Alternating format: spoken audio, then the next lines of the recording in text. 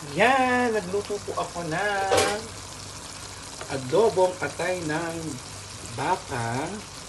Sinamahan ko siya ng hotdog at ng kangkong. Yan. Adobong atay ng baka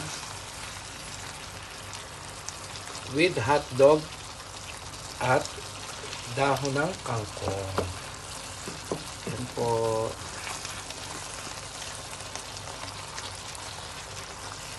Atay ng baka.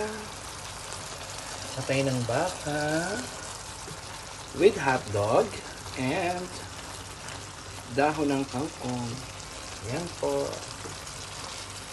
Pangbaon ko po bukas at pang-ulam po ngayon. Kaya po tayo mamaya-maya. Thank you, Lord.